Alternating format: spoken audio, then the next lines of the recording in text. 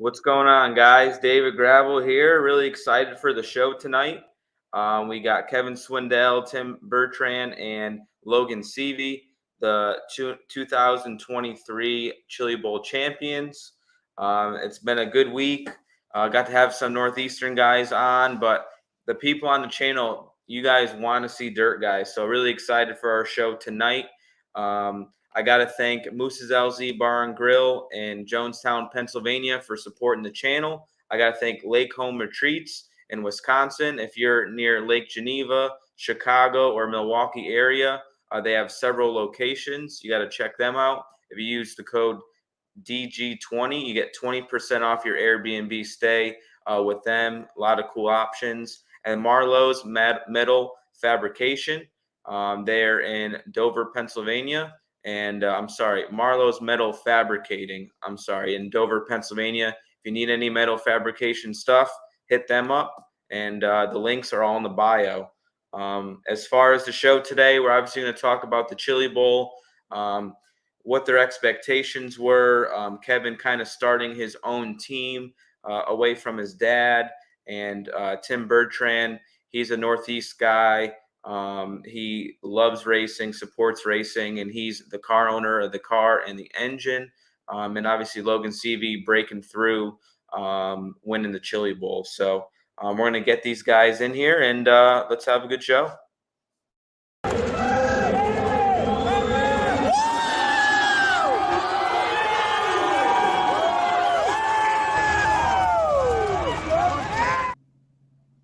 Logan, Tim, and Kevin, how are you guys doing? Great. Doing good, man. Good to see you. Yeah, thanks for coming on. Obviously, probably a dream week for definitely Logan and Tim. Kevin's been there and felt this before, but, I mean, you guys probably knew you would have a chance, but to have the week you guys did, I feel like you probably had to surprise yourselves a little bit doing the week that you guys did. Yeah, I think for a minute there we were worried that it was even going to function, waiting on parts and different stuff, and we'd get one thing done, and I think we went to start it, and then all of a sudden it didn't have brakes again, and we fought with that for a few hours, and then even through went to finally fire it, and I think that took a little bit of having to reset the barrel valve and stuff where it didn't want to run. So it was intended to go to Port City and run some laps before we got there, and definitely didn't get to do that at all. So was happy to see nothing fall off of it Monday or Sunday, I should say. And from there, everything went pretty smooth. Yeah, I would agree with that. I was in touch with Kevin, obviously, a lot before. Do we check this? Do we tell you that, hey, one time this fell off one of my cars? Do we check that? Because, you know, with midgets, if you don't say it, it'll happen. Is what I found with them. So there was a lot of that going on before the race. And yeah, when he called and said it finally started, I was like, all right, well, maybe we're off to a good start this week. And then watching the car on practice night and then the race of champions, I thought to myself, we have a chance to run really well this week. And then the rest was kind of a dream from there. So. Yeah. Like Kevin said, it was like 2 days between when we were supposed to start the car and then when it actually started, or, you know, a day and a half. And yeah, it was a lot of work, and we were up super late the one night just trying to get brakes on it. And then, you know, figured I'd come back the next day and start it and go to Port City. And yeah, it didn't start for a few more hours after that. And then, yeah, like I said, just to go to the track and for nothing to go wrong, you know, the first time on track, nothing went wrong.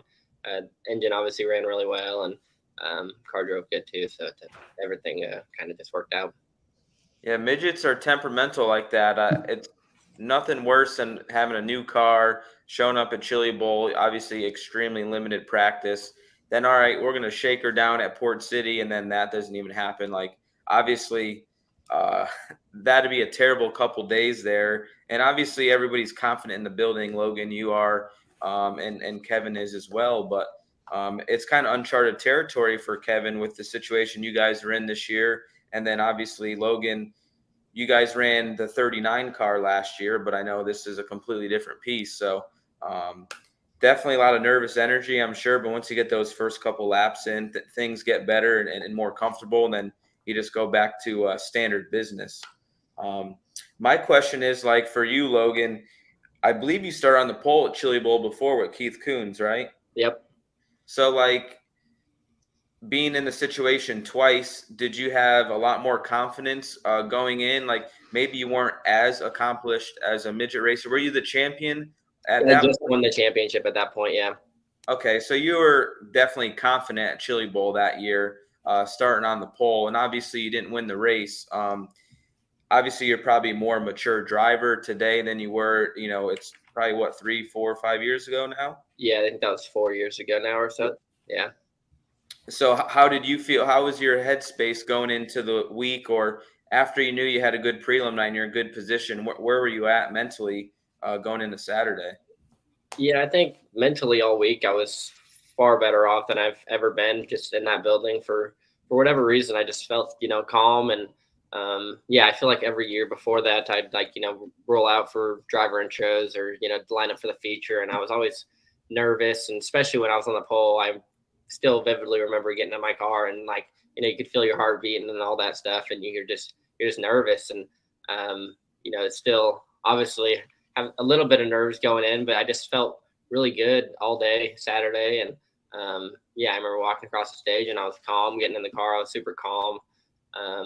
Yeah, I mean, as far as racing goes, it's, a similar story. You got to run around the bottom for 15 laps and then get up at the right time. And then you kind of got a few more laps of, where it's kind of training around, middle to the top. And then you kind of get racing from there. But yeah, I just felt overall more confident in my car. I felt like we had more speed. I'd won the Monday prelim night before and we were good, but we just weren't, we weren't obviously like one of the best cars at that point. I think we were okay. And I think I ended up running like 9th in 2019, but so that was obviously not a good run for me, but yeah, I just felt good. And I feel like I had a car that I could control the race with and run out front all race. And we were able to do that. Yeah, I mean, Tanner was fast and Cannon was fast too. I think, Cannon might win a Chili Bowl in his career at some point. He's a real fast kid and he's getting older and a little bit more mature. But those guys put a lot of heat on you. I mean, the last 8 laps, I mean, Tanner was right there and it could have been a Bell Larson situation when Larson misses the bottom and Bell gets by and you didn't slip up and make that happen. And I know Kevin was nervous sitting there in the stands, so hopefully you didn't make that happen. But yeah, I mean, I feel like as you get older and confident, right, you almost get a calmness when you're in that situation. You know what you have to do, and you just try not to overdrive it. And you did what you had to do, man. And obviously, nobody wants to see the race take rubber at the end, but I felt like 70% of the race was actually a really good race, and I don't know. It seems like there's a groove off the bottom now. There's like a strip of grip. It's so weird. I don't know if it's been like that in other years, but it seems like one lane off the bottom, it'll be like slick above that, but there's always that like almost middle lane that works for at least 10 laps in the feature. Yeah, it seemed like there was like a little kind of a crest right there where if you stayed kind of on like the banking, it almost got flatter as you went higher this year. I don't know if it's normally like that or what. It just seemed – I remember seeing that, even at the shootout, I could see it. And if you kind of stayed down like on that second lane, you could kind of just carry speed and carry momentum, right there. And I feel like when I went to the bottom, I got worse. I would have to go look at the lap times, but I felt like, the more I slowed down, the worse I got. And if I just kind of hammered the middle, I was good. And yeah, I'd seen it earlier in the week. I'd kind of did it in my heat race a little bit on my prelim night. And that's kind of where Cannon went by me. Now looking back at the video, it's kind of where he found a little bit better than I was. He was actually running lower than I was. And he was able to kind of get by me and get away. And that was probably overall, in the big picture, helpful. And yeah, I was kind of able to go to work a little bit then and see what my car needed and where I needed to be on the racetrack. And yeah, I ran through the middle in 1 and 2, probably, 35 laps of the race. And then, at the very end, I moved down. But yeah, I mean, it was different. I feel like it was different. Maybe it's the same. They say it's always the same, but I feel like it was different. I feel like it had some banking on the bottom and then it got flatter as we went to the wall. So it makes it tricky to run. It definitely brought that middle in a little bit and then it makes it top really hard to run. But But yeah, I mean, you just always got to adapt to what you're being thrown, obviously.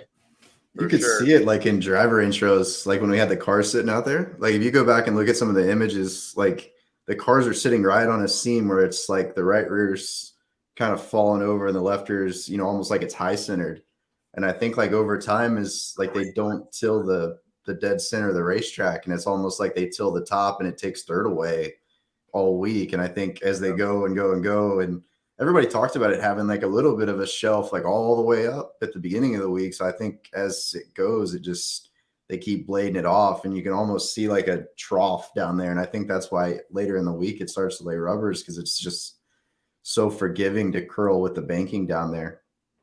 Yeah, it seemed like off of 2, you get hanging off of 2 real bad, so it probably felt extremely flat or reverse camber or something like that up there.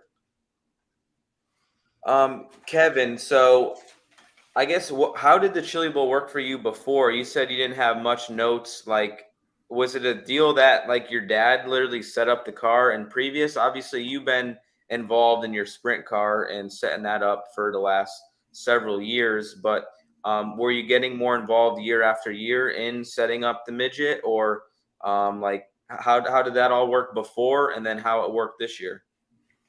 Yeah, I mean, when I drove, I was fairly hands off. I kind of just left him up to what he was feeling, and you know, typically we were pretty similar, so we kind of back and forth and just have some conversation. And then, you know, maybe if I started further forward or he did, we left the cars a little different, you know, for traffic kind of situation. But yeah, and then the last few years I've kind of just been like an advisor to the side, I feel like, you know, and I've kind of babysat Logan's side of it a little bit more than his, but still kind of bounced everything off of him. And then last year he kind of just went in some weird directions when we got there with stuff, and we tried it in practice with Logan and didn't like it, and you know, changed everything back to kind of our standard, and then we were fairly okay, and just seemed like we kind of were both on different wavelengths a little bit from some of this stuff, and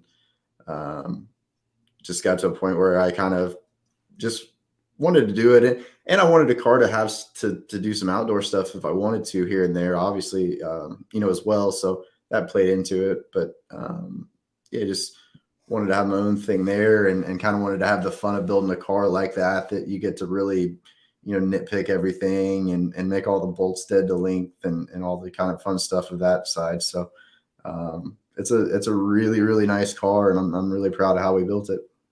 Yeah, that's cool. So obviously you guys dominated the Chili Bowl for several years. Would you say how you set up the car today with Logan's is different than your guys' success back then, or you probably maybe don't even know the exact setup of the Chili Bowl winning races? Or yeah, no, I have, you know, the last couple of years, obviously I've looked back through notes to see things and kind of as we've done things to figure out where we were going to be.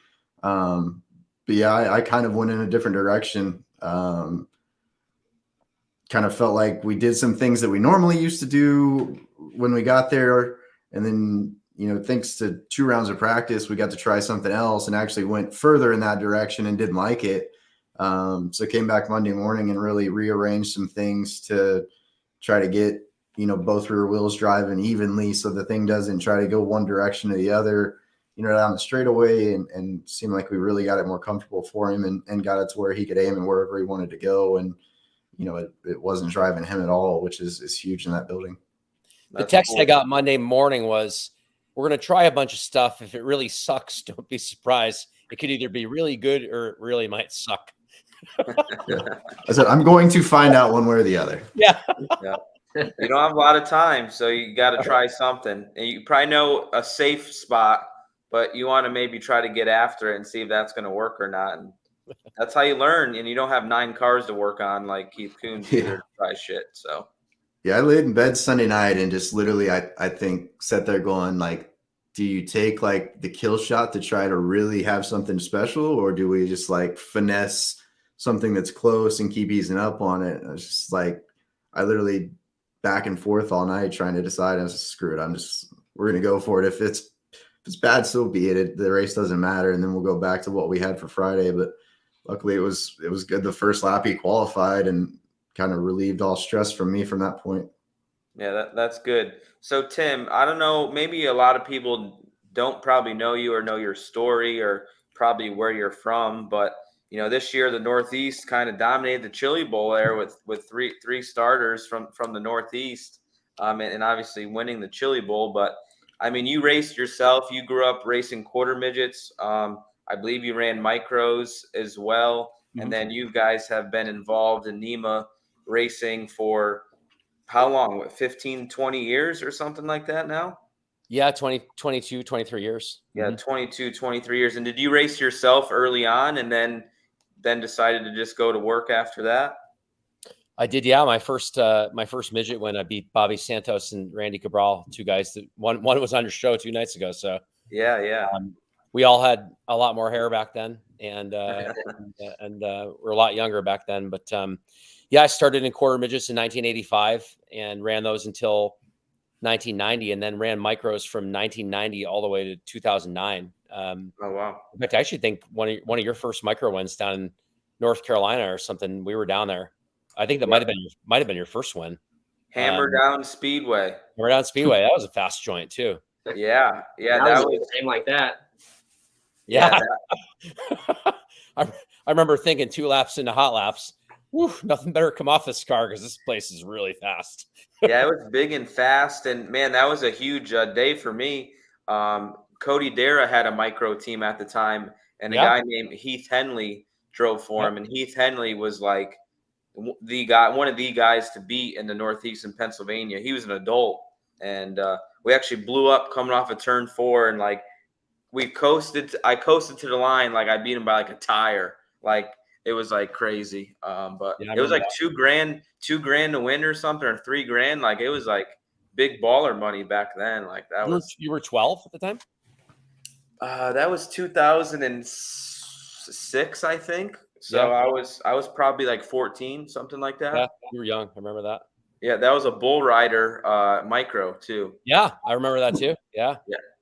The first, I think not the first win is a bull rider micro, but definitely, one of the first wins. But we'll keep it about you, Tim, and not about me. So your path here, NEMA racing, you've won a bunch of championships in NEMA.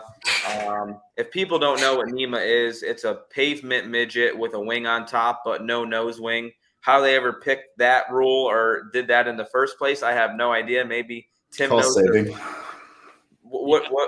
Why they do that? I don't know the answer to that. We've actually toyed around with putting nose wings on them in the last few years just to make them different and make them probably how they should look. I think one of the concerns is that the cars are super fast right now, so they'd be even faster with nose wings on them. But it's one of the oldest traveling series in the United States. It's a 67-year-old series. We're second on the all-time win list. We won our 100th race this year.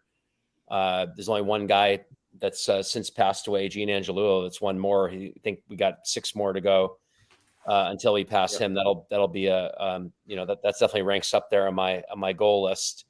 And I've been doing that for a long time. And then the midget racing in the Midwest without wings went away for quite some time. I think it just got too expensive, and there was just a lot of issues going on at the time with the series. And Casey from IRP called me up a couple of years ago and asked if we would be interested in bringing some cars out, and we did. We brought 5 cars out to his first race, and then that started to take off again. And then we ended up building kind of our own non-wing team after that. So we've now got a bit of a separate deal with the NEMA cars and with the IRP non-wing cars. So we've got that going on. And dirt racing was something that I always wanted to do. I do have to say that, one of my other priorities is my daughter started. So to bring full circle all the way back to, to my roots in the quarter midget racing, Johnny Morgillo, who's been on your show recently talking about DDP, got us back involved in quarter midgets. I never thought it was going to be something that my daughter would want to do. And now, I don't know, 6 quarter midgets later and 17 engines. And I walked over to the shop and there's like enough tires for 3 seasons. And there's 100 new wheels on the shelves. I'm like, wow, like we're really committed to this. So yeah, so we're back. We're back doing that as well. So that's a big priority of mine for the next, the next coming years. And then getting back involved in dirt racing has always been something that I wanted to do. And I met Kevin and his dad through Dan Esslinger, who at the time was the owner of Esslinger Engineering. He's since retired. And we lent them a motor after Kevin had gotten hurt. They needed a motor for the car. They wanted the car to be there for exhibition. And then, that led to kind of a multi-year thing, lending Sammy motors and still provided him 2 engines this year for his Chili Bowl efforts and continue to help him out there. And then, headed into kind of the winter last year, right after the Chili Bowl was over, I was in Mexico with my family on vacation, and Kevin texted me and said, "Hey, you ever think about owning a dirt car or getting involved in a dirt car?" And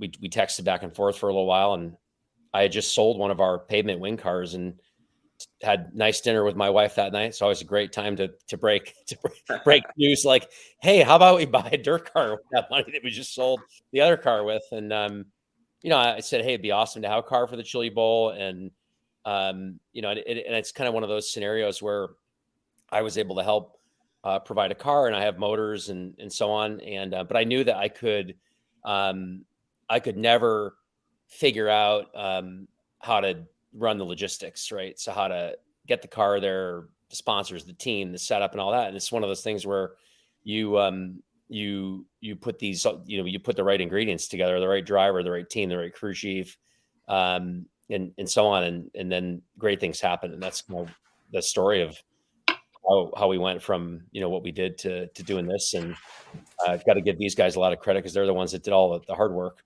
and made everything go. So that's kind of how we got here.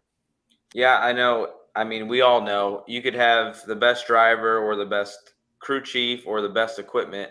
You definitely need all 3 things to make happen. And obviously you've been trying to race at IRP and try to win without a wing. And obviously there's a learning curve with that. And I mean, for you to go to the probably most competitive or biggest dirt race in the world and win it at your first effort, you're like, man, this is easy. But at the end of the day, yeah, it's not easy because, you're trying to do it on the asphalt USAC side, or if it's not even USAC, it's unsanctioned or whatever. But how hard it is, right, to go to a different discipline and try to win at. And obviously Kevin and Logan's experience shorten that learning curve. And I think it just shows you when you have the right people in place, it makes it all happen. Yeah.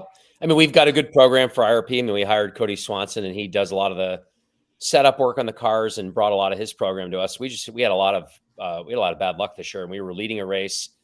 The thing was literally leading, going away like on a rail. And we cut a left rear tire down because of was mounted improperly. And I'll just leave it there. It was the tire machine tore the bead when it mounted it.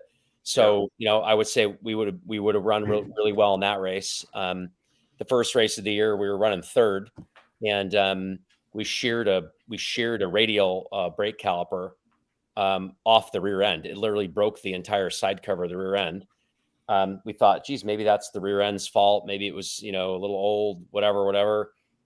Second race, we had the tire go down. And then the third race, we actually broke the radial brake mount again. So I said, okay, now we're going to buy new everything, new rear end, new brakes, new radial brake mount, the whole 9 yards. And then in the fourth race, we actually broke the studs off the radial brake, the radial brake mount. Needless to say, he texted me a lot about brakes and how they were put together and over like 3-month period.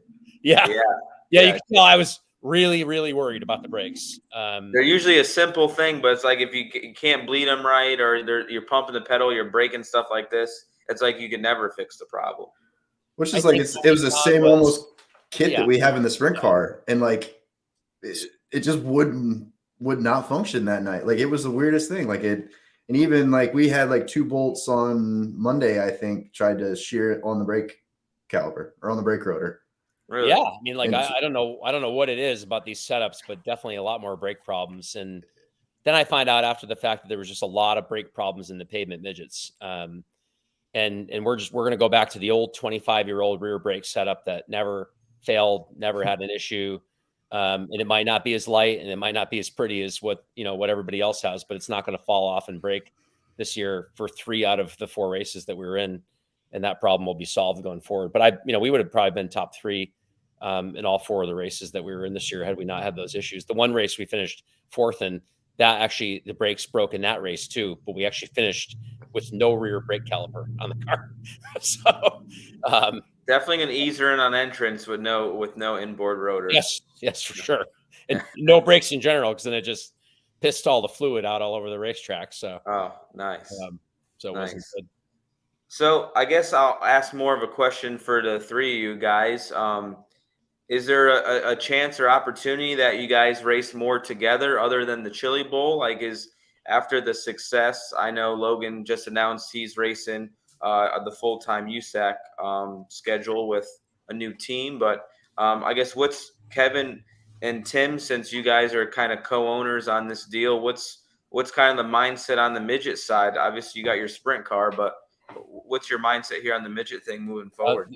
Kevin's the boss. These guys are the boss. Originally we were going to take the motor out of the car and bring it back to be one of our spares for IRP. And then the second that we won the race on Friday night, I said, we need to pickle this thing, shrink wrap it, and put it away for whenever you want to run it next. We're not taking the motor out.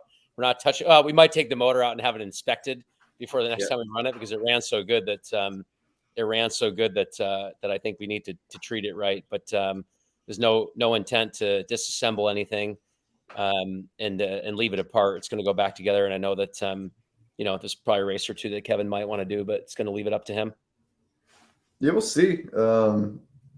It's kind of the problem I have in the sprint cars nowadays, especially, is it's just the driver pool's narrow on guys that can really get it done. And for me to be part-time, it's tough to grab a guy here and there when these guys got to do this for work and they've got to take the full-time stuff. So we'll just play by ear, and we'll see. At least I think Indy pays decent, and see what's going on during midget week or something maybe. But I don't know. It's nice to have now. So to have the option is cool, and that'll be kind of just key of figuring out if who I can put in it, and probably got to figure out how much weight I got to stick on it. Yeah, if Gavin drove it, you'd definitely be underweight. That's for sure. Yeah, we were already even talking about, I think we put it on scales like the last night we were there before we went in the expo, and we were thinking we were going to have to, even like if Logan drove it outdoors, it was going to take a decent amount of weight. So it's not built like super light. Like there's still a bunch of places we could probably save if we really wanted to, but it came out pretty light. That's a good deal. Tim, so there's a question here from this guy named Joe. He says, I know your engine was in the car. Can you tell us about it? How many horsepower and cubic inches? Yes, it's just a standard 161 cubic inch motor from Stanton, and it's we bought 4 of them last year, and I had always been partnered with Esslinger for a long time. We still have a lot of Esslingers, but I felt that going to the places like the Chili Bowl and wanting to run some national stuff, we needed to kind of get on a program that a lot of the other guys run. But it's just a standard motor from Stanton. In fact, the one that Logan won with at the Chili Bowl was actually the only used one that I had bought. And but it's definitely, I would say, it's one of the best running engines that we have, which is why I picked it to kind of go there. It was one of the ones that Tim Clausen won one of the prelim nights with a couple of years ago. And it had already had some good experience in that building, and it was really fresh too. It only had a couple shows on it before the Chili Bowl, so I thought that was a good pick for that car.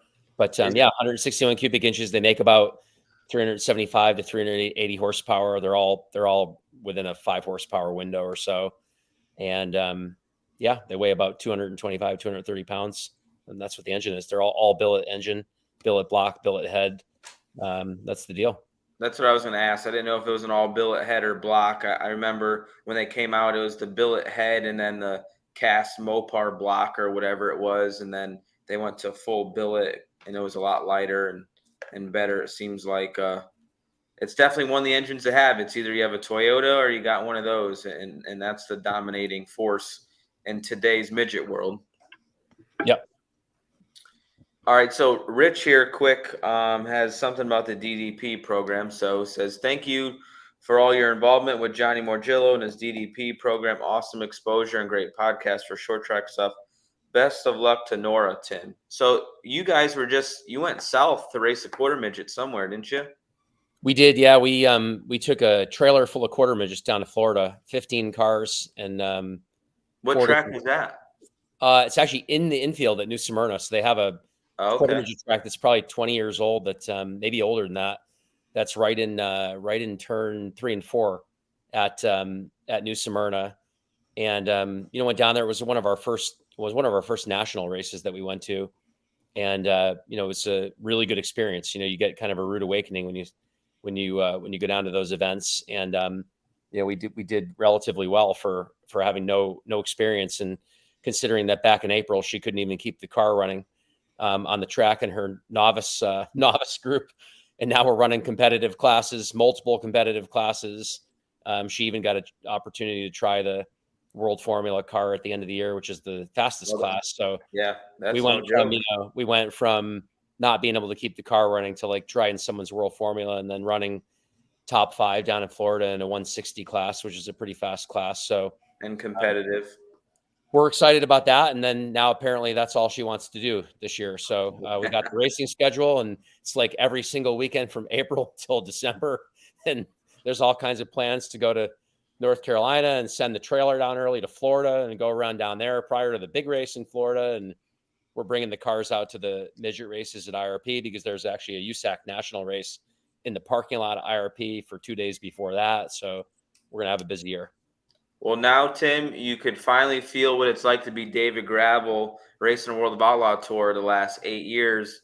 And you've asked me to run a NEMA race, and I'm like, dude, I got no other time to do anything else. It's when you race every single weekend when the season starts, then you realize like what busy is racing. Like, you don't have that luxury to have a weekend off. Like it's full throttle all year. But I'm sure you're gonna make a lot of good memories, and hopefully you win a bunch of races with your daughter, and hopefully you get a win at IRP. I know that will be a very deserving and gratifying win when that happens, for sure. Yeah, I can honestly say I never thought that a win at the Chili Bowl would come prior to a win at IRP. Yeah, I don't think two wins at the Chili Bowl prior to any wins at the IRP was definitely out of the cards. After Friday night's win, I was like, oh, this is the best. If this is the only dirt race I ever was a part of in my entire career, I'd be good with this. And then winning on Friday and Saturday was kind of like I still wake up some days and think like, did that really happen, or was I just waking up from a dream over the last couple of weeks? If there were odds on that bet, they would probably be 1,000 to 1. You know what I mean? That would have been a good money maker. So Logan, I'm gonna talk to you here for a few minutes. So how has like racing in your career?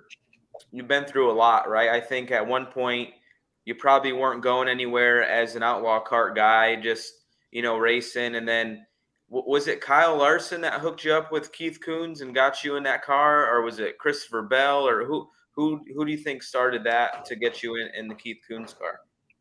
Yeah, I think it was a little of both. I think Kyle was talking about me a lot, and then Christopher was still racing there a lot when I was, in 2017 I was Power Eye racing with Rick Young and Jeff Taylor and Flea Ruzick and those guys, and I went Power Eye racing, and yeah, I think between Kyle and Christopher and a few other people kind of in their ear, they were kind of already looking at me a little bit. And then honestly, with Keith, we were at a race and we were parked right next to him. And I just walked up to him and I was like, hey, like, if you're looking for a driver next year, call me, whatever. And that was it. And then like a week later, Pete Willoughby called me and, said, if I wanted to do it, I could go midget racing with him next year.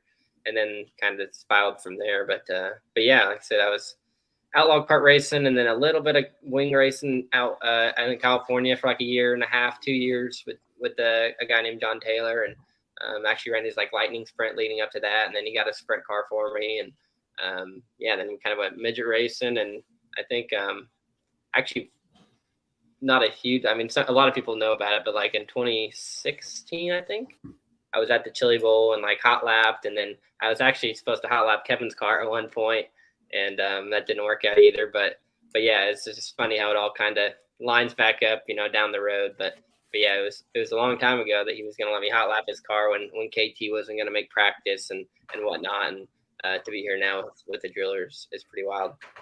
Yeah. So like my point to the story or looking from you is you maybe didn't have much going on, and then you went to the best team in all of midget racing, and then all of a sudden it looks like you might be the next Christopher Bell push through Keith Coons, right? Like you might have that next opportunity to be in NASCAR or be the next TRD developmental guy, and you were, but obviously it stopped at the late model side and the midget thing. So when that all ended and stopped, do you feel like you had a big hangover on the whole deal? Did you like the situation? Did it make you learn that maybe the NASCAR side of business isn't the best thing for you or what you wanted? Like I'm sure it was a great learning experience because you've been the high, low, and now after the fact you're still in the sport, and that shows you're obviously a good driver because some people just disappear and you never see them again, and you're here to stay.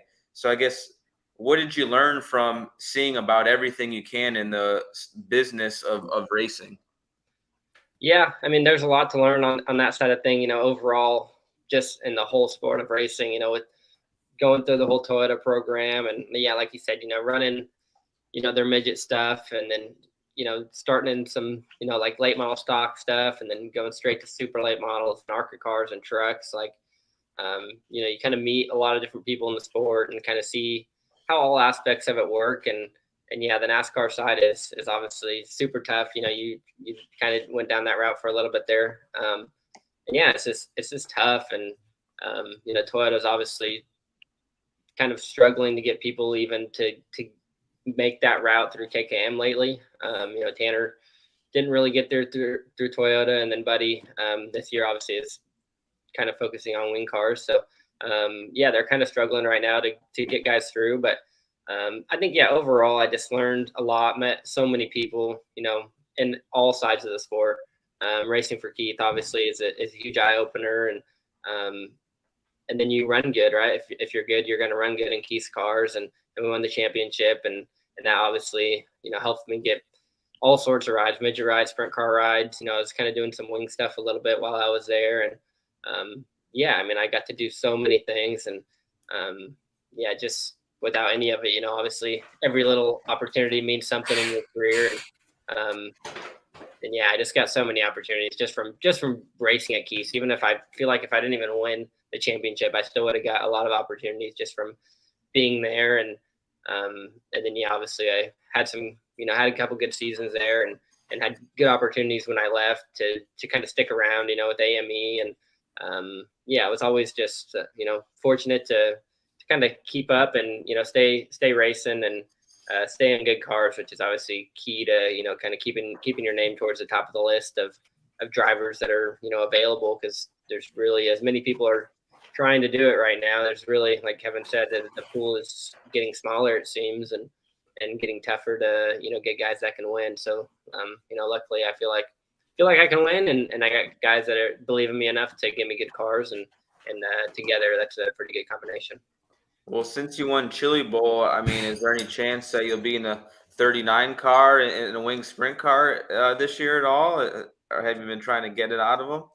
Yeah, Jordan posted on social media, right after that, earlier in the week, we went to dinner and she said if I won a driller, I could run the wing car.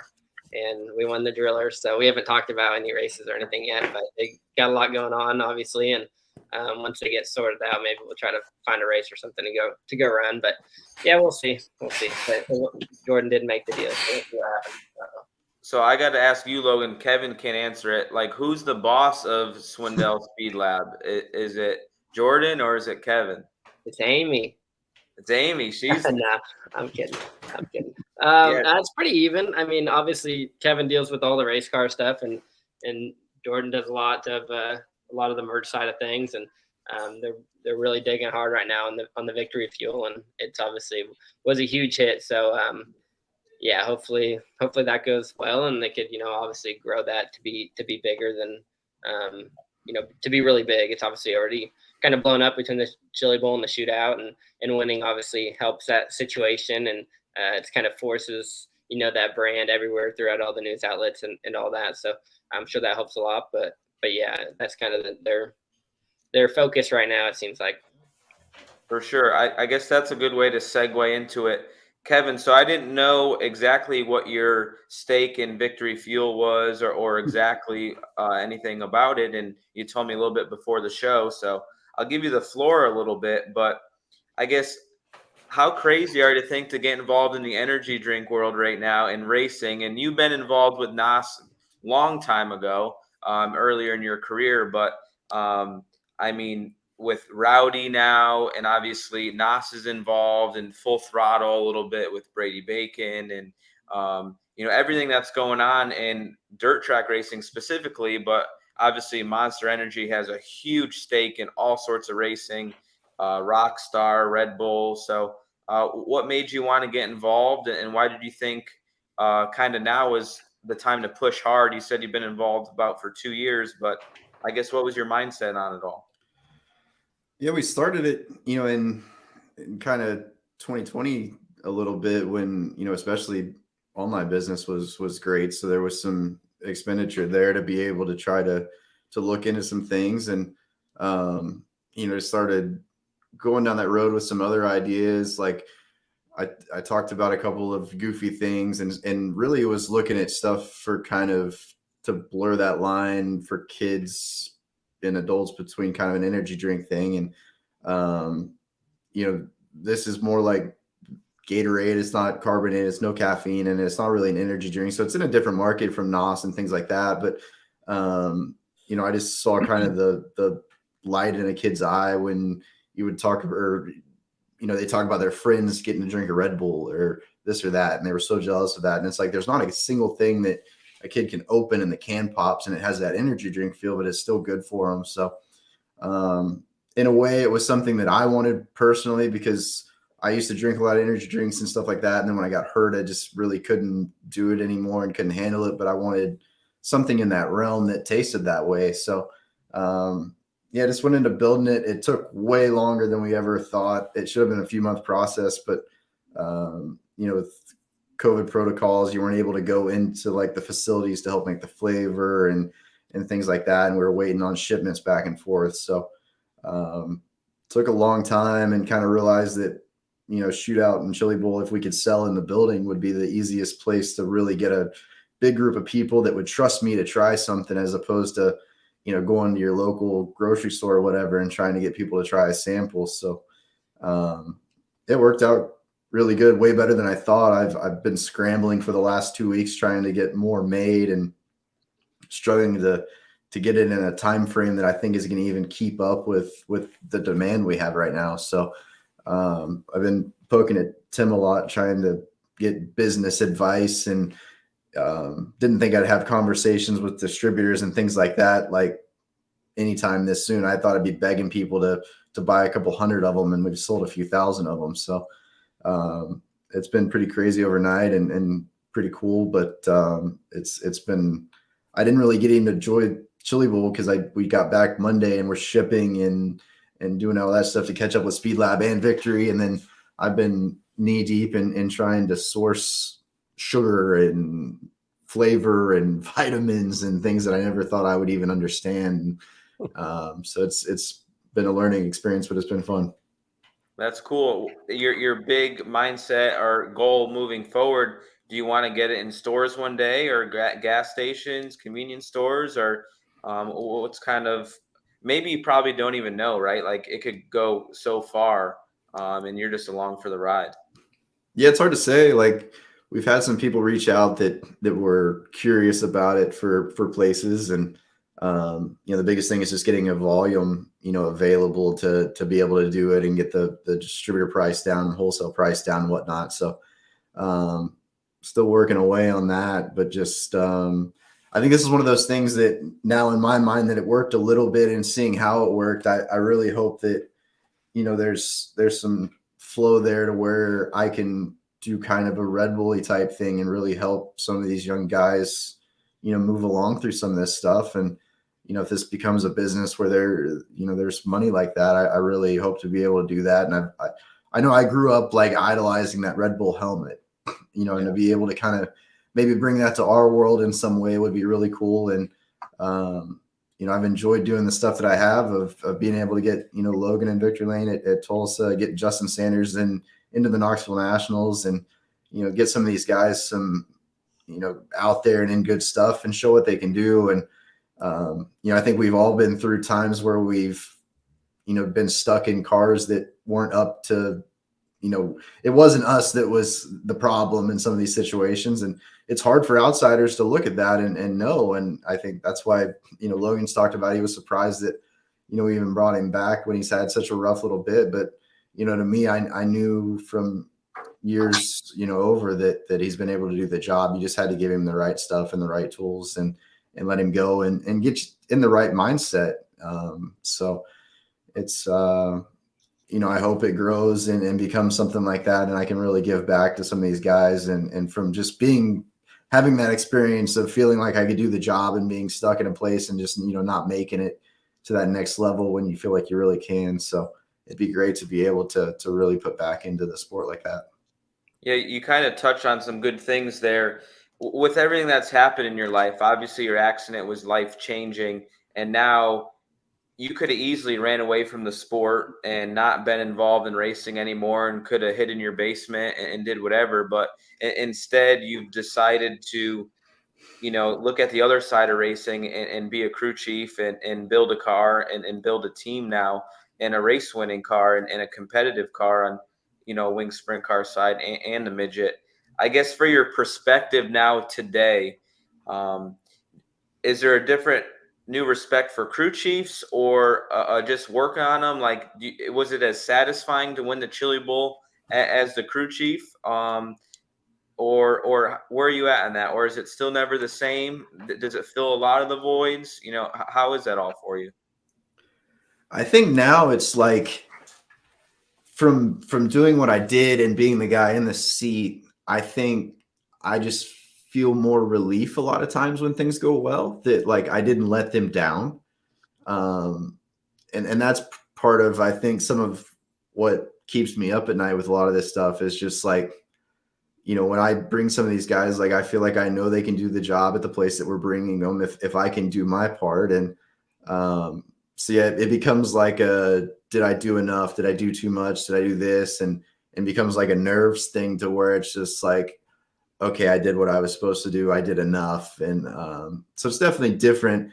It's rewarding in the fact that, to show up with guys who run a midget that many times a year and, cars that had, 4, 5, 6, 14 cars in their pits to have notes off of and things like that. And, we did what we did off of, basically nothing, going into it 3 days before that. So, yeah, it's definitely a different feeling in how everything happens. But, yeah, I just think a lot of the time I'm just relieved that I did well as opposed to like, look how good that was or something like that. Yeah, I understand. I guess you kind of went on a similar path going with the NASCAR side of things. Like, you didn't get the golden opportunity, I would say, in NASCAR with like the best teams and stuff like that. And, Logan experienced that a little bit, or I experienced it a little bit. And, certain people, it seemed like they could do no wrong in their career and they were going to the top no matter what. I know when you were racing pavement, your dad went to a lot of the races and you guys were kind of enjoying that side. So back then, were you doing like a partial Xfinity schedule? Is that what you were kind of doing? Yeah, I forget exactly the years that it went, but I ran a few ARCA races, and that was the year I led like all 100 laps at Chicago. And we had some really good runs and blew tires a bunch. I should have won a few races, but after that, that 98 car that was around for a few years that basically turned into the 98 that's at Sturt Haas now was a standalone team. And we ran like 15 races the one year and had some good runs and, ran probably above where, what we were spending, and didn't have an engineer, didn't have a lot of data, didn't have a lot of sim stuff of any kind. That was before a lot of the data had really come in, and it was still a kind of wild west of stuff going on and, crooked cars and everything like that. So just did that for a year, ran really well, thought I was doing as much as I could for the car. And, they thought that I guess a cup guy could come in and do better. And never really did, but it forced me to sit around because I had a buyout. But the way the clause did, it made me sit out till like August of the next year to still be able to get the buyout of my contract. And ran some races in a car that some of the time we'd start park and some of the time we'd try to race. And it was okay, but it's just, it's hard for me. Like I'm a guy who I like to drive a race car, but I'm too competitive to just enjoy driving a race car. Like I need to be able to win in a race car, or at least be competitive. Like you can go on runs where you don't win races as long as you're in the hunt of it and being able to race up there. But yeah, it's just hard, even if it pays decent, to just show up and run around in the back and know that, in a perfect world, you're going to have a 16th place car. It's a tough deal to swallow. Yeah, for sure. Definitely, we're too much of a competitor, and I know you are too. You don't like to lose, so you're definitely not a start and park guy. No. Logan, we got a question for you from Brandon. He said, "I remember your name associated with iRacing before real life. Did it help you brush up your skills? Do you still iRace?" Yeah, I feel like I used to get that question all the time. I feel like I started like R Factor when I was like 12 years old or something. And I feel like everybody I race with now, or everybody I know in racing now, like I used to race with them on R Factor, and then Yep. we all kind of moved up to iRacing as it went. But yeah, I race with everybody that I know in racing these days. I feel like I raced against on R Factor, and when I was in like 8th grade, I was like 13 years old, and I do feel like that helped me. I feel like I got to race with really good guys on the internet, and even though we were racing on the internet, you're still racing with other race car drivers, and you're still doing things that you would do inside of a race car, even though maybe not necessarily made me a better driver, but it probably made me a better racer at times. And then like I said, we went to iRacing and did all that stuff too. But yeah, I just raced with a lot of good guys back then, and it was competitive and just probably more fun than anything. I didn't really think I was making myself a better racer at the time, but I do think it helped me, mature a little bit as far as racing goes, and I feel like I gained a little bit of an edge when I did start doing that.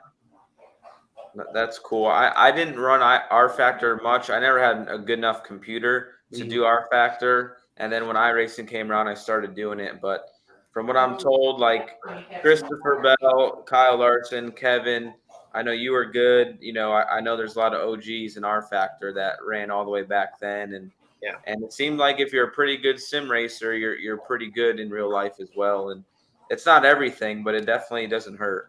Right. Yeah. I feel like it was helpful just to even just race with guys, guys that are good racers, and you do learn a little bit at least how to race and how to make moves at the right time and stuff like that. For sure. Tim, I got a question for you. Obviously, we lost our buddy Dave Igo not long ago. Did Brandon make it to the Chili Bowl with you guys?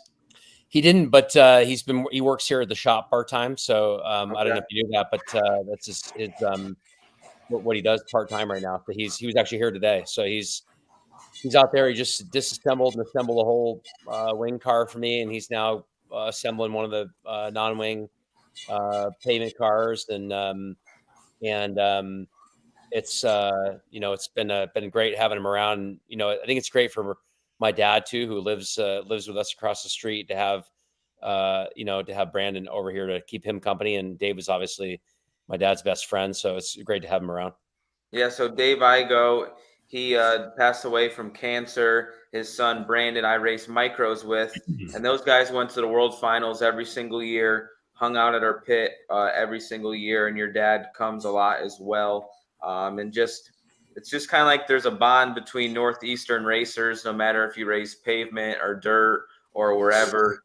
You always go out and show support. And Dave was a great guy, and he'll definitely be missed every year at Charlotte and sometimes down in Florida.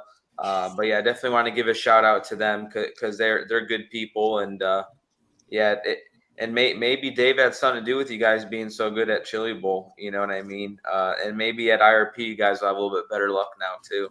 Yeah, you'd be looking for his help for sure. So, yeah, very cool. Let's see, what else do we need to talk about here? Yeah, so is there going to be one car at Chili Bowl from here on out? Or are we trying to build this thing into 1, 2, 3, 4, 5, 15 like Keith Coons? I mean, I guess, Tim, you have probably more than enough race cars, and I maybe have some advice for you to maybe shrink that down a little bit, but maybe have more Chili Bowl cars. But I guess, have you guys talked about, I guess, what could be the future, or are you taking baby steps right now? I think part of it is like we're all pretty busy, right? Like Logan's got a full-time deal this year. Kevin runs a sprint car. The driver pool, as we talked about, is slim as well. But I think we've got there's a lot of interesting things going on. I think I've been talking about at some point maybe having a 600 team, because my daughter is going to want to do something else outside of quarter midgets at some point. I'd love to get my feet in the water prior to her being ready. So, by the time she's ready to run a pavement midget or a dirt midget or a 600 or whatever, I want to make sure that I've already associated myself with all the best people and, know how to put one of those programs together. So there's a lot of possibilities. Like I said, from my own perspective, I think about that in terms of her racing. There's also a lot of great up and coming kids, that I see. We talk about the driver pool, and I see some of the best drivers in the country, at call it 8 to 14 years old right now. And I'd love to figure out a way to kind of continue to build a pipeline for these kids to get exposure and kind of get into the right deals. So, for us, we're definitely, we've carved back a bit on the wing stuff. I've liquidated some of that stuff. I'm still going to run Avery and Randy full time in the NEMA series, because that's my commitment to those guys. But between everything else I have going on, I won't be able to be around that much there. But I would say, that there's a lot of opportunities that might open up in the future. I've already personally gotten some calls for people that want to do stuff, or people that want to sponsor Chili Bowl stuff next year, or what have you. So that's always interesting, because it definitely takes a lot of support to make these things go the right way. So I think that our opportunities will open up quite a bit in the future. I think one of the things that we really struggled with this year is, Kevin ordered that car in February last year. We didn't get the car until August.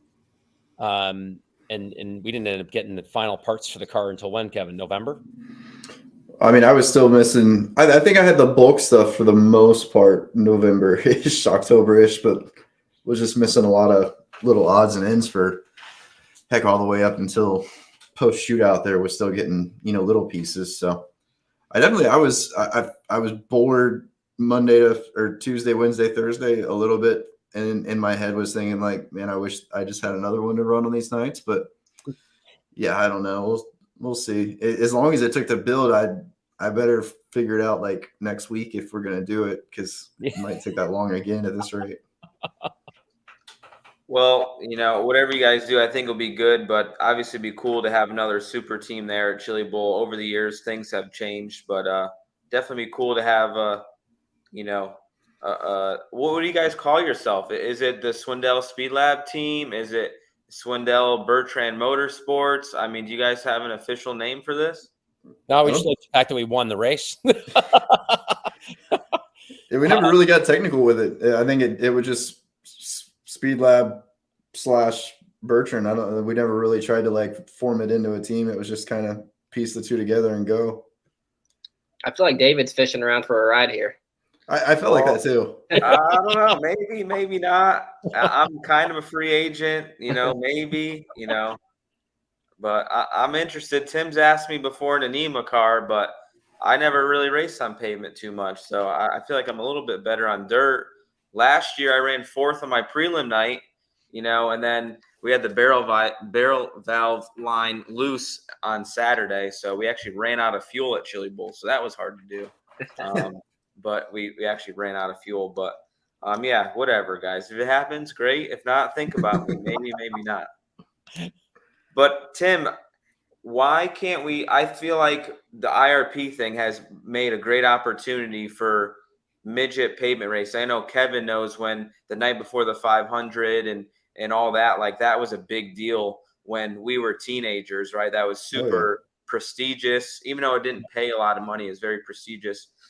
Do you think that one day NEMA or USAC or whoever is doing all the promoting IRP, can we put together non-wing and in the Northeast to try to mend those fences to then maybe get all these IRP cars coming to the Northeast and racing on all your tracks you've raced at your whole life? Like, do you think there's room and space for that? I'm sure it's been talked about before, but what's your opinion on all that?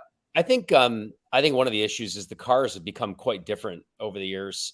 We've kind of like purpose-built wing cars now, and it's not that they don't work without wings. It's just that you start from essentially zero, right? You've got to test, you've got to try different things. You know, they don't take this. They're a completely different animal than, call it, like the beast cars. So, so it just takes a lot of work and a lot of effort to get them to, you know, to get the time and the notes and the effort. And I think that it's the same thing for our guys that run out here. There's a lot of guys that have purpose-built cars that run them with the wings, and you know, they would have to invest in $2,000-$3,000 sets of shocks and lots of testing and so on to get them to go. I think that we probably have a better chance. There's guys in the Northeast that actually want to go run the IRP races now.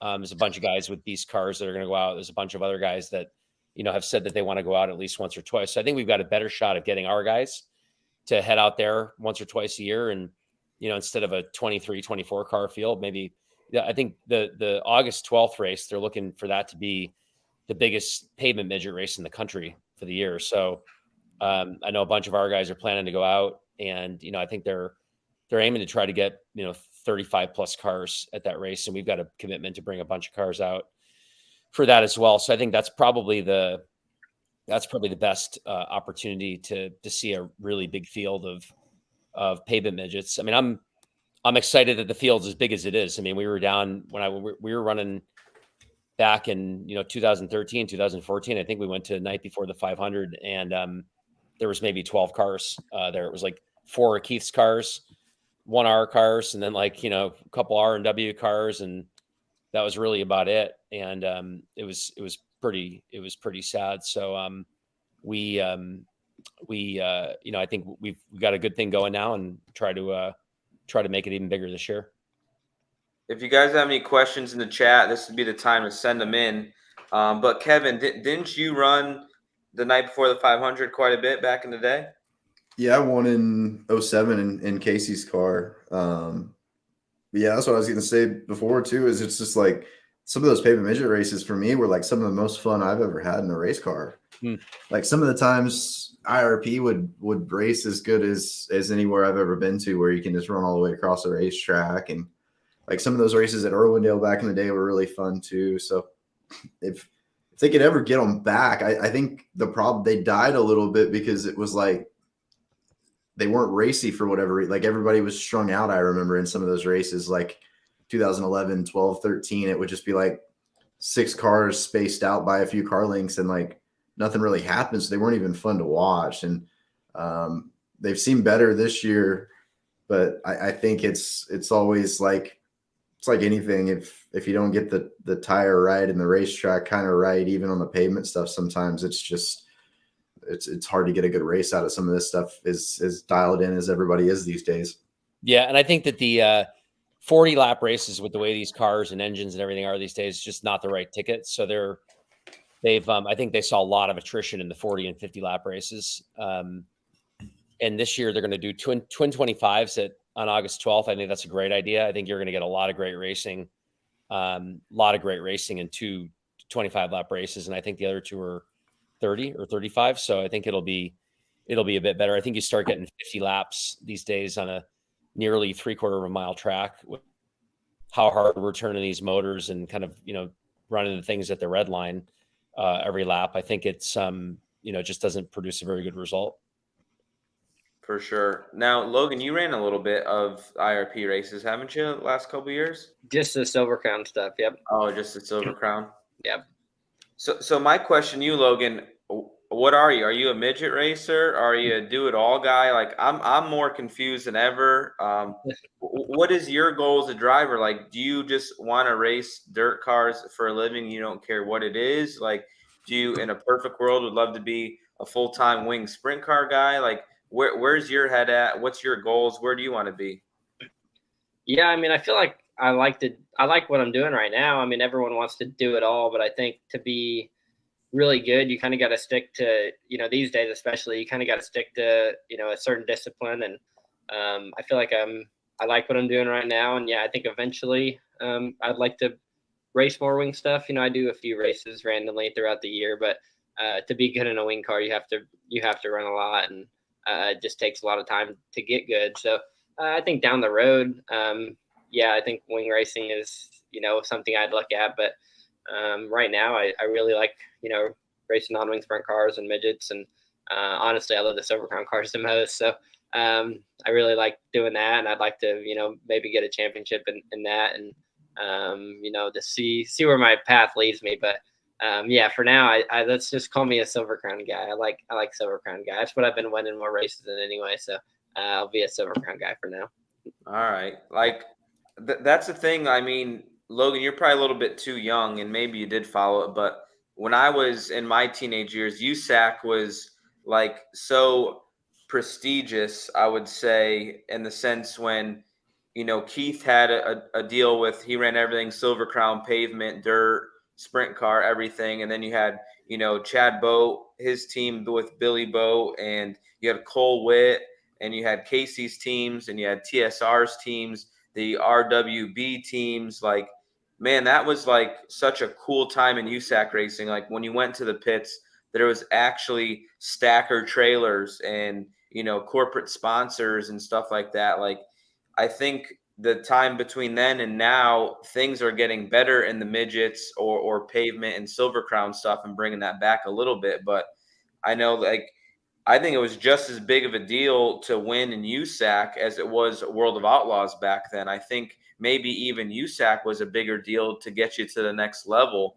Obviously how Tony and Casey and Jeff Gordon kind of got to NASCAR, but also, Brad Sweet was funneled through there, and Kevin was, and, a lot of guys, Jay Drake, and, man, who else? Who's the guy that works for Chevy now? Man, there's so many Josh guys. Wise. Yeah, Josh Wise, right? Like so many talented people that went all through that USAC stuff. Like, yep. Kevin, you're a couple years older than me, so you were there when it was really good. But I mean, that was the shit back then. Yeah, I mean that year that I ran in 07 was, like it was, they almost were about to have like the manufacturer wars of, Toyota, Ford, Chevy, like everybody was involved. And yep. And it was a different deal. Like you were very attached to obviously like the TSR side and then Casey's cars. And it was a different world. It always was very different, especially for me. Like I spent those couple of years running outlaw races prior to that, and then to go over there, and it was just like polar opposites. You had this kind of, it felt like the Outlaws were the Wild West of stuff, and you had, Steve and Dad and Mark and Lasowski and all these guys back then on that side, and all grown men, right? It was and you get pulled out of there and you go over to this other side where it feels like very corporate and it's younger guys and it's just a different deal. And back then everybody had their preconceived opinions on everything, and I was the weird guy because I was the wing guy, and we don't do that over here. Was said a lot of stuff and used to get yelled at for that, like extra half a lap after the checkered and hot laps kind of stuff and silly things like that, where it's just like, we don't do that here. And so yeah, it was a experience to be 18 and kind of thrown to the wolves of a different world, and especially in kind of Kinzer country of spending my whole season basically in Indiana. You were did you a brief time at Casey? Is that what a lot of the USAC stuff was? Yeah, the whole 07, I did the whole sprint car and midget deal with Casey. That was like 05, 06. I was basically 16, 17 running wing cars, and then was with Evernham, and they kind of didn't have a spot for me in the stock car side yet. So it was like, just go to Casey's, because that's where all the Mopar money and whatnot went. So I ended up there for a year, and then was still supposed to come back and go back to a truck. And there still was, stuff in the way and what they were doing with other guys. And it just I got left hanging for being either too young or being probably if I would have been like 2 years older, I would have been really set. Like Josh Wise is like 2 or 3 years older than me. And he was in there when basically you had to be like 2004, 2005, you needed to be 18. Because it was like if you turned 18-ish around that 2007, 2008, when you start to run stock cars, and then the world crashed basically, and there was no money to spend anymore. Yeah. It's definitely a cool time. I think if you rewind further though, like if you think about, if you go back and even look at the IRP races, Thursday Night Thunder races from the late 90s or mid 90s or early 90s, and that racing was as good as it gets. Like the Danny Drine and Tony Stewart wars that happened, and and Danny's obviously one of my mentors, so I go back and watch some of those races. And Ryan Newman grew up at IRP. There was some seasons out there where he won just about everything out of IRP, and the Sicconis ran IRP weekly on Thursday nights. And if you look at some of those old early 90s, mid 90s races, and that racing was literally as good as it gets. It was like when IndyCar kind of split up, was when like the hype sort of slid away from those early day USAC races, it seems like. Yep. Steve Lewis's team, obviously, that funneled so many people to the top level. Definitely cool times. And with that, it was all Thursday Night Thunder. And I guess when they're on TV, that was a big deal for sure. Definitely. It's funny to think back all those like Ventura races and stuff that they show all the time on the old stuff, and like the stuff that they used to show compared to what we, can't get on ESPN obviously now. Yeah, that's definitely interesting. So Christian has a question. Says, Tim and David, tell us about your interactions with the legend Tom Fitz. So Tom Fitz, he is the owner of Bull Rider Race Cars. He's out of Pennsylvania. My first 2 cars weren't bull riders and quarter midgets, but my third car on, we'd buy 3 new cars every year. We were one of the better guys locally, so we could sell our 1-year-old used cars for nearly the same price as a new one. So we ended up being like somewhat one of a house driver for him over the years. He built a sway bar car for me that I ran in Light A, which was very off the wall, and nobody else really ran that. And the Fitz family, or Tom Fitz, he's a very, very good guy. He's actually really tight with Lucas Wolf. He helped Lucas Wolf a lot over the years in his sprint car racing, but just a great country family with good morals. They don't make them like they used to, for sure. And he builds all these cars out of a chicken farm or a chicken coop. Like, I forgot how tall the roof is. I think it's only 6 foot, or maybe it's 6.5 feet. But they've built thousands of quarter midgets out of a chicken coop on their farm in Pennsylvania. And they weld, they get it all done. They got no CNC benders or nothing. They do it all by hand. And they do great work. They're great people. And, they have a lot of the cars in the Northeast, that's for sure. Well, I think Johnny Morgillo owns like 75 of them now. So yeah. That's for sure. Have you ever met Tom Fitz before? I met him once. And he was up for one of our big races this year. But I've gone back and forth with his son, Richard, as well. And seem like great people. And obviously, I think they're super excited about what we have going on up here in the Northeast. There's been a big reinvigoration through the Silver City and DDP program. They're expecting over 200 cars a week this year. So that's quite the weekly turnout at a quarter midget track. Yeah, it's pretty amazing. And they produce kids and families. I think that he has like 5 sons and a couple daughters, and he's got like literally like 60 grandchildren. It's like the biggest family I've ever seen in my life. It's absolutely crazy. They're like rabbits over there. They just freaking produce. So Joe, Joe asked this question: how did Jordan come to be in the tractor during the feature? Obviously, that got put on Twitter pretty fast. her freaking out. And then if she got in, how come she didn't know how to get out? Somebody had to open the door on her. So maybe those highlights got in her brain a little bit too hard. But I guess, how did she end up in there? It's a lot quieter in there, I'll tell you that.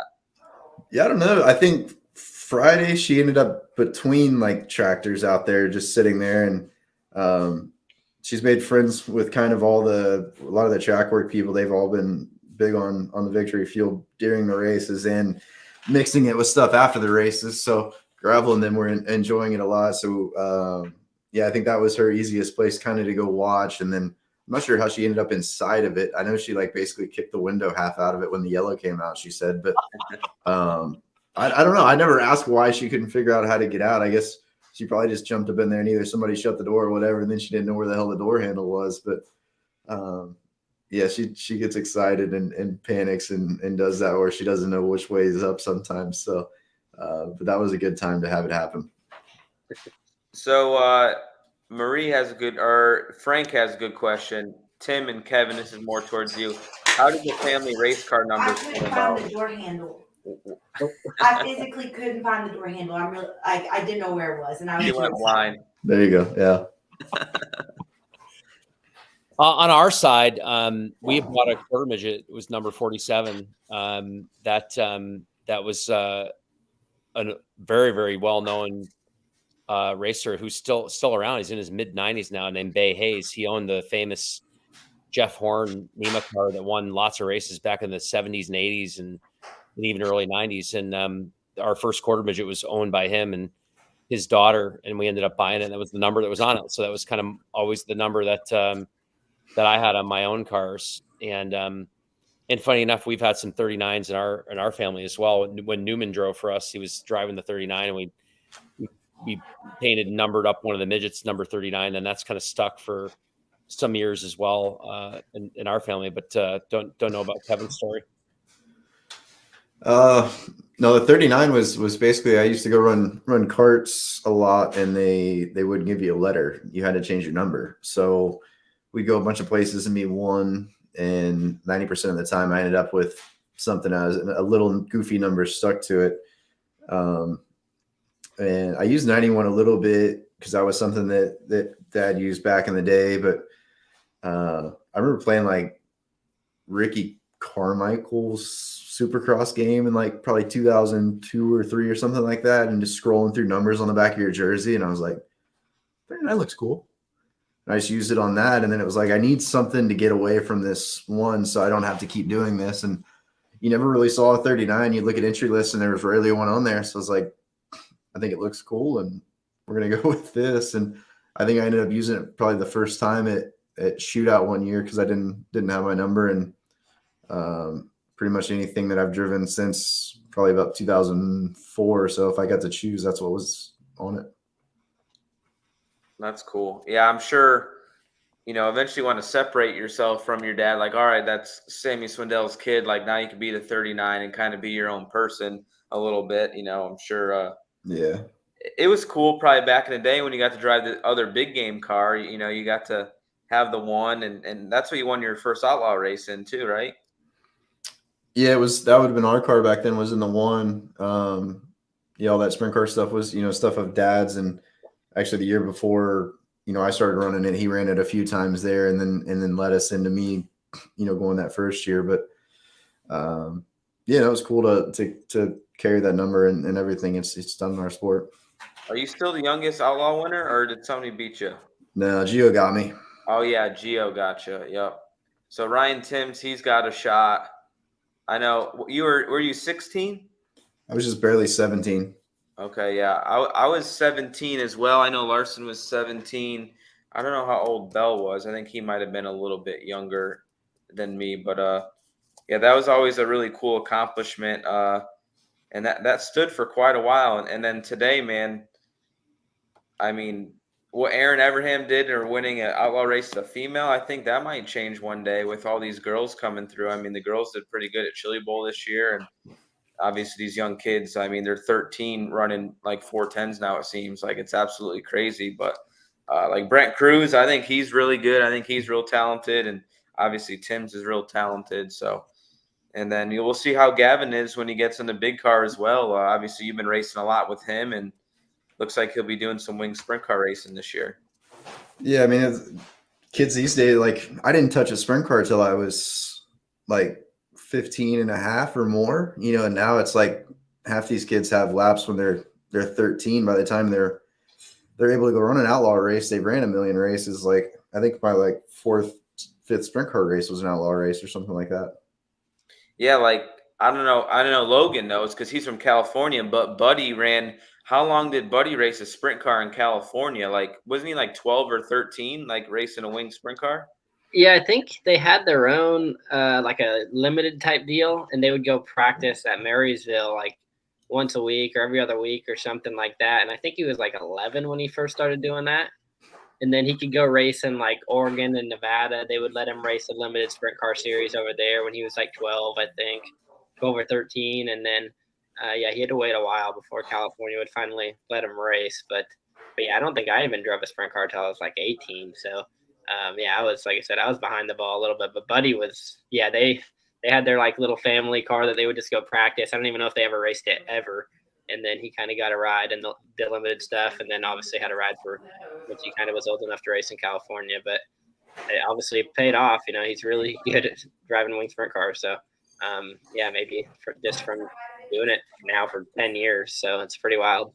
Yeah, I think that's a difference of generations. Like, you really couldn't race anywhere else under 16, really. Like, I had to lie on my birth certificate just to run with URC, the Northeastern Sprint Car Series out there, because New Jersey had weird rules and stuff like that. So, Buddy, honestly, I wouldn't say he lit the world on fire at all in California, but him learning at a young age has made him such a well-rounded racer.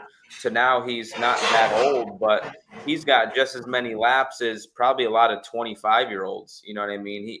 He's got a lot of laps and experience underneath him. And, obviously he's skinnier than a toothpick, but all the times racing, you're in good racing shape. I feel like when you get to race, you don't got to be, big and bulky or anything. It's just the more you race, the easier it gets, the more you calm down. I think a lot of it's more mental sometimes than physical. And when it's second nature like that, I mean, Ryan Timms, you could blow him over with a strong gust of wind as well. But he's raced so much, raced everything, right? And he just makes it happen, right? He's aggressive in the car, and it's like it's easy for them, right? And that just makes you calm down and not get all tensed up. You remember that Lawrenceburg race last year that was so rough? Yeah. Like I had a buddy in my car, and then I drove back to I think with him, or maybe I drove it back from Kokomo, but I remember I think after Kokomo, he was sleeping on my back seat, and I'm driving back, and I turned around and I looked at him, and I'm just like, how the hell does he run 40 laps like elbows up sometimes? Like, God, there's just like there ain't a lot to the kid. It's impressive, and like he hammered right through the hole. We ran like 4th that night at Lawrenceburg, just running right through the holes and stuff, and it impresses me. I always try to explain to people that race shape and like in shape are two completely different things. And I think in situations like that, that's a prime example. Yeah. I work out 6 days a week. I'm sure I get my ass kicked in about 4 or 5 laps on one of these cars. So it's all about, like David said, how calm you are. If you're breathing hard or tensed up, you can wear yourself out in 3 laps. But if you're calm and breathing and, not gripping the wheel like crazy, you can cruise around there and not hardly have to catch your breath when you get out of the car. So it's Buddy's one, like Kevin said, he can go around Lawrenceburg in a wing car, and wing cars to me are the most physical. I feel like when I go running wing car, and it might just because I don't do it enough, and whatever, I am tensed up when I do it, but I feel like I'm the most like winded when I get out compared to a midget or a non-wing car or something like that. I get the most tired in a wing sprint car, like at Peevely in a heat race, or like River Cities. Like you don't breathe for like the 8 laps, it seems like, and you got to make a dash spot, got to be top 2, and like it's crazy. It's so much mental, or when the situations when it's a shorter race, it's real interesting. And then the most physical track to me is Knoxville. I mean, the physical and mental side of running the bottom at Knoxville consistently is one of the hardest things to do in my opinion. And that's a place that will wear you the hell out. Yeah, you get that. Plus, you go to places like that where air becomes a game, and you get cross-waked in times and things like that. And hell, I remember times where it was like the only way I was going to be any good if the wing was back so far that the front wheels would barely steer sometimes, and that, you get stuff like that where you're just holding for long periods of time of just trying to get the thing to go. But that's the only way you can make speed. So they definitely, like, if you get your breathing up in one of those, and like, I remember running, like, I had no problem at 15, 16, 17. And I spent those like 2-3 years just running non-wing cars and midgets and stuff. And like my game pace came down to the point that when I went back wing racing, it was like a while where I would just hold my breath and be anxious. And it took time to like build your decision-making back up to that pace. But I always feel like if you run a lot of wing sprint car races, you can always go do everything else and probably pick it up really quick. But if you don't race a wing car enough to kind of keep your game pace, like it's tough to go in there, especially with the outlaw guys, and compete. Yeah, I'm guessing for somebody like Logan, like you actually, you did a really good job at Eldora this year, but like running a damn midget has to feel like running like maybe like a 305 at Eldora in comparison to running a wing, 410. I don't know for sure. I'm just guessing. But like, I guess how is that? Like the speed difference is not even close, right? From a midget to a wing sprint car at Eldora. Yeah, no, that was probably the biggest difference. But yeah, midgets to me, even without running a wing car, midgets at Eldora don't feel that fast. I think it's just big and wide and smooth, and everything's just kind of happening slowly. So midgets in general at Eldora to me don't feel that fast. But yeah, getting in a wing car, that's gone pretty quick. And I'd never even run a half mile. I don't think. I think I ran Lakeside one time, but yeah, I'd never really gone that fast on a wing car, and kind of went about like I expected it to. I was in a good car, so I timed in good, and my crew chief was really good, and won my heat race. Outlaw format, you just got to qualify good, and you're in good shape. And then after that, they kind of eat me up, which I kind of expected, and I kind of think we all expected it. But yeah, I mean that's the whole point of it is wing racing is so difficult when you're around other cars, and yeah, I mean it's just tough, right? You can't just because your car's faster than somebody, or just because you're maybe better than somebody, you can't just drive by them, effortlessly. Whereas in a non-wing car, if your stuff's better, you just kind of go by them and go about your race. And yeah, it's a whole different game when you're trying to run somebody down, especially on a big track where air plays such a big factor. It's tough. And yeah, I mean, even though my car was obviously still good in the feature, I went from the second or third row in the outlaw race to like 16th or something. So, and kind of did the same the next night with the All-Stars. So, it's tough. Yeah. But yeah, to your point, after you get out of a wing car, it definitely makes everything else feel a little bit slower, at least. Well, you impressed. You did a good job. I was proud of you. Anybody could hop in a fast car there and still not qualify good. They could screw it up qualifying pretty easily. But there is an art to qualifying at Eldora, and you just can't turn the wheel. Any twitch, there's a half a tenth. And nowadays, I mean, Kevin, how much you race. It's not a lot. And you go to Eldora, and you were there with Pittman and stuff like that. Like, a tenth is literally like 20 positions now at Eldora. Like, I don't think it's ever been like that in my life. Like, the King's Royal from first to 40th is like, I don't even know if it's 2/10. Like, it's absolutely insane nowadays how everybody's shit runs so good. And, the driver could screw that up in a hurry. And you did a good job. Yeah, thanks. Yeah, like you said, I knew going in, I was just like, don't turn the wheel. And, as long as I was comfortable in the car and whatnot, and I just knew where to run on the racetrack and could point my car in the right direction, that'd be okay. And yeah, I kind of, after hot laps, I was pretty squirrely. And even then I was kind of, not very smooth, and my car still had good speed and we were still fast. So I knew if I kind of kept up with the car and just let it kind of do what it wanted and just kind of point it in the right direction that it would be good. And it was. So, it's tough for me. Like I said, that was my first wing race in 2 years. To go to a half mile on a wing cart, it's hard, but being in a good car obviously helps. So somebody in the chat said Torgensen Racing just posted the results of the investigation of Ashton's accident. So I don't know what those results are, and I wasn't at the race.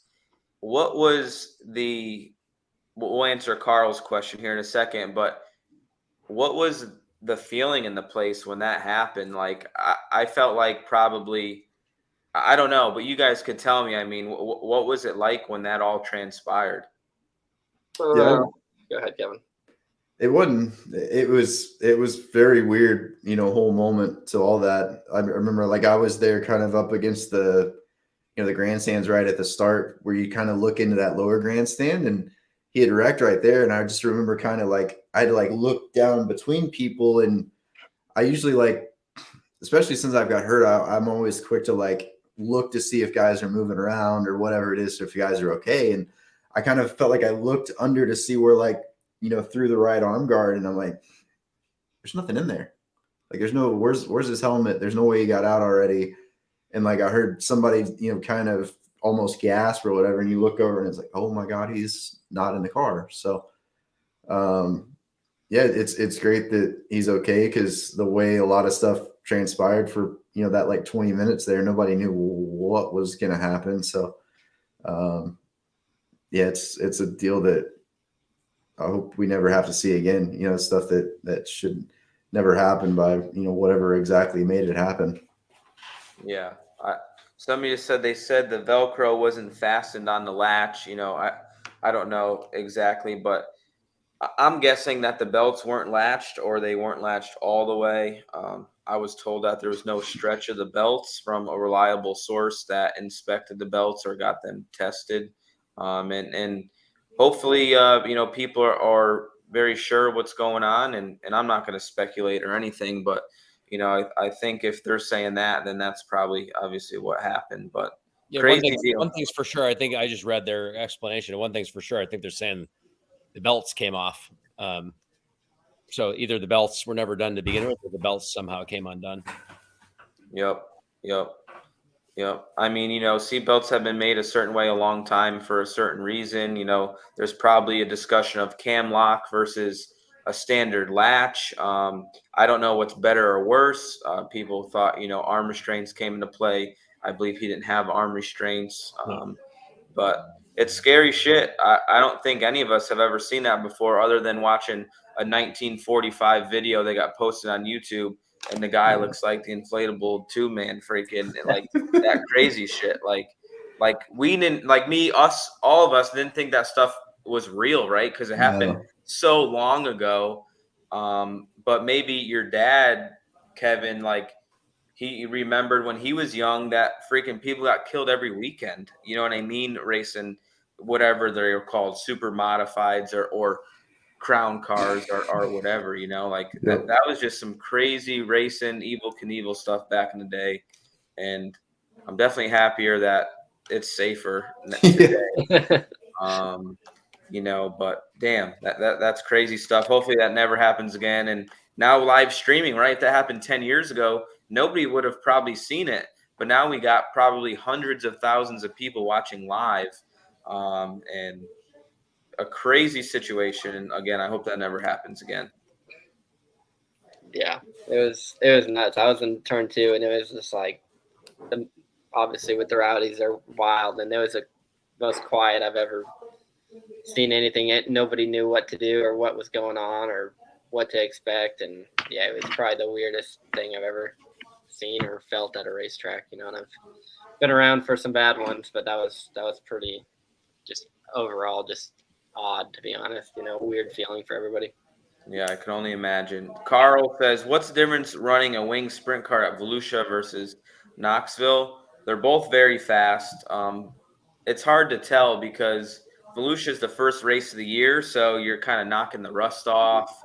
You're kind of getting things going, but Knoxville's like in the heart of the season. You're kind of in better racing shape. You're definitely more in the heat of the season. And Knoxville Nationals is the most stressful week of sprint car racing all year long. And physically, I would say it's about the same, but it races way different. Volusia's so round, and Knoxville is kind of round as well. But Volusia, you're always turning. Once you get into one, you're always turning until the front stretch, and you get to go straight for a little while. But definitely a lot different places, but definitely a lot of speed there. You got any input, Kevin? Yeah, I'd say Volusia is probably a lot more forgiving, other than those times when it gets against the fence, on 1 and 2. Like 3 and 4 is usually pretty generic and kind of never really has a curb per se. Whereas Knoxville, I mean, you're dealing with a lot of stuff that can get you in trouble, and having to really slow down but not hit the berm too much, but be on it some, and things like that. I mean, an inside wall is never fun, but at least it's kind of the same every time, as to where, like, if you can get just your left front but not your left rear on the berm at Knoxville, sometimes it's really good. And then you go down there and try to do it the next time, and you're out in the slick, going nowhere. So, but yeah, I think Volusia feels around. You're right about Knoxville sort of being round when you look at the overhead. Like, the corners are so big, but it feels like it actually has straightaways where Volusia doesn't. Yeah, it's weird. All right, so we're going to cut it over here in a second, but I want to talk to you, Kevin, a little bit about like your injury and the stem cell thing. Did you have to go outside the country for this stem cell deal? Yeah, I've been going to Columbia, not South Carolina, obviously the country. So down in Median, it's an interesting deal for sure. But yeah, you got to be out of the country to do the proper. I mean, there's stem cells you can get here, but it's not the same, and it's not as technical and as good for you as going down there and really getting them for real. So it's a place that basically bases out of the U.S., but all the medical stuff is down there. Most of the doctors are actually Colombian, and it sounds weird when you first go, and then you start talking to a lot of the doctors and stuff, and a lot of them leave and go spend a bunch of time in Europe or go over here, and it actually feels like they're doctors because they just wanted to become doctors and they wanted to help people, not so much that like they wanted to become a doctor for money or this or that, or because it was the family business. Like, a lot of them really feel like they really genuinely want to find ways to make people better. So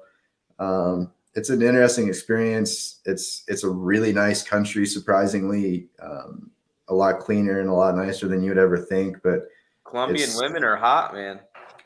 Yeah. Yeah, we haven't got to really go around town a whole lot when we've been down there, because once they basically go straight in and take spinal fluid out and replace it with stem cells. So yep. It's like I get there on a Monday, and by either Tuesday or Wednesday morning, they've done that procedure. And once you do that, it's like the next 5-6 days or something not fun has gone on. Like the last time I had pretty bad headaches for a few days. Really? Yeah. One of the times I just had spasms, like little tingly spasms and stuff in weird spots, and had to lay real still for a few days. So I go one more time here in like a month, and that should be the last one, at least for now. And I've gained some. Like, I went from probably not having much more than really basic, very faint feeling, like probably right at like my right hip or just down my leg a little bit, to where now my right leg feeling is probably past my knee, and can kind of control a few different things a little bit better and some stuff. So it's been a help, and we were hoping it might do more, obviously, but I think the farther away you get from actually the injury, the harder it is to kind of dig through some of that, tissue and things that have developed in the scar tissue and whatnot. So probably got some better quality of life from it. And I would recommend to people, if they need to, have some basic stuff that maybe they're looking against surgery or things like that, to work on your back or shoulders or anything like that. It seems like a lot of UFC guys and NFL guys and wrestling guys and guys that have really beat their bodies up are going down there and getting this done, and seem to be making good gains with it. So the world's, changing a lot from that aspect. And I wish this would have been around right after I got hurt. I probably could have got, even more back than I did if I could have had it right away. But I remember people talking to me about it right after I got hurt, and people talked about, it was like, you had to go like to Ukraine and stuff like that. It's just like, I don't think Eastern Europe is where I want to, like, I'm hurt enough, but I'd rather not go over and get kidnapped or something else. And I think that was right after like a plane had blown up over in that area too. So I was just, I'll stay home and deal with what I have and go from there. But it's good. There's a lot of good stuff. I think Grady Chandler's been chasing down a lot of things, too, to try to help him. And I think there's some promising stuff coming. It's just getting it through the U.S. market and getting it approved to have it here, or, finding places that are capable of doing it, out of the country. We've had a friend, CJ Hole. He had a retaining wall land on him, and he broke his back and had a serious spinal cord injury, crushed his vocal cords, and like his right arm. He's able to walk. His voice is screwed up, but his right arm doesn't really work very well. And he went and got stem cells probably like 5 or 6 years ago, which, yeah, like you said, when your accident happened, you'd maybe hear about it, but it was really far-fetched. But now, probably in 10 years, they're going to be so advanced, and it's going to be, even better for people moving forward. But it's definitely an interesting deal and concept on how that all works. And yeah, hopefully this last round of treatment, you get a little bit better and continue progressing on it. And, obviously if you go back in time, right, we could change a lot of things, but hopefully it makes you better for the future, and, gives you a better quality of life, and, maybe help the next guy, right? Like when people have similar injuries, right, they're going to contact you. Hey, what did you do? Or what doctor did you go to? Dr. Trammell, right? Everybody, I broke my back. I broke my T5 vertebrae in 08 or 09, and I still feel it today. So what'd you do? You talk to Dr. Trammell back in the day. He was the guy. And I feel like us racers definitely try to help each other in the best ways when it comes to those things. Yeah, I think that, and like the concussion stuff, obviously all these guys finally getting to Pittsburgh and everybody embracing, I think, a lot of that stuff, and knowing that there's actually stuff you can do to fix it, as opposed to just, go home and sleep it off. So yeah, a lot of stuff's getting good. I wish we would have got ahead of a lot of this stuff years ago. We probably should have. And I think it always takes something bad happening to input a lot of the rules. And, we have, Barry bars because of, that year crash, we've had, we had the Hans because of Earnhardt, things like this. I wish we could implement these things just in motion without having to have, a reason for them happening. But, I think that's just, how our sport has gone. And with technology, I think we'll get better. And, all this AI stuff's going to teach us a lot the next few years, I think, on how to prevent a lot of this stuff, and, the proper ways to do it, as opposed to just throwing it on something and sending somebody out there, to test it whenever it finally, the rope breaks. Yeah, for sure. All right, guys. Well, I won't wear you out for the rest of the night. Tim's been around the world here the last couple days.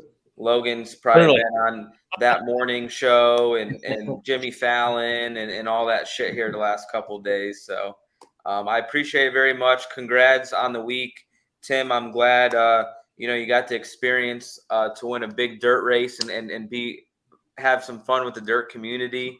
I know I've been trying to bring you over to the dirt community for a while, or at least Todd, at least. But Logan, congrats. Kevin, congrats. I know we'll see you guys around the season, and Victoria hangs around with you, Logan, and your girlfriend quite a bit. And I'm setting up Shop DGR at her house this year and taking some of the online orders away from me. So I can't do it all anymore. I'm wore out. So thank you guys very much. We'll talk to you guys later, and yeah, we'll see you guys around. Yeah, buddy. See ya. Bye.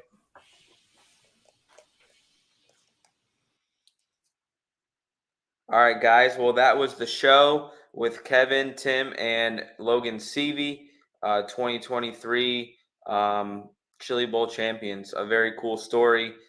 Tim's first Chili Bowl he was ever involved in, he got to win. That's a pretty rare thing to do.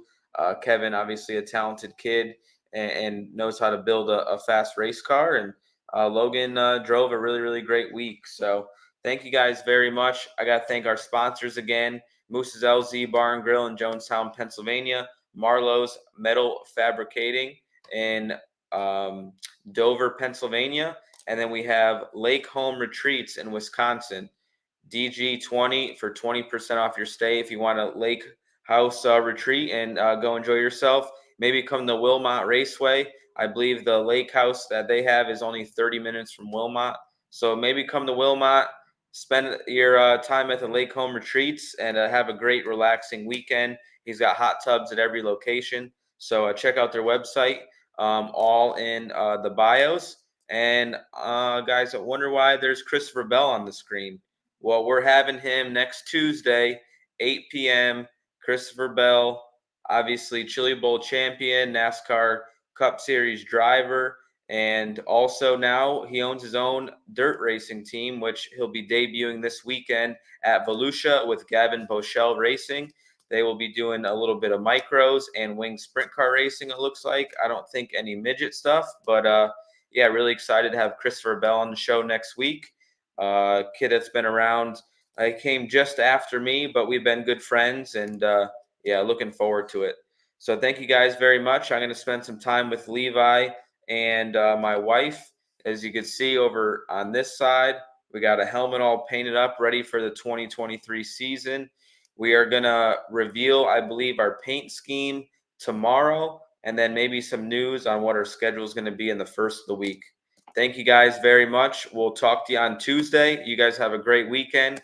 God bless, and we'll see you then. Please like this video. Give it a thumbs up, please. I need thumbs up, and subscribe. If you guys are on right now, make a YouTube account and please subscribe to the channel. Tell your friends. We're going to continue to do these. We're going to have awesome content all year. So check out shopdgr.com for merch, and that's all, guys. Peace out. See you later. From Watertown, Connecticut, Dave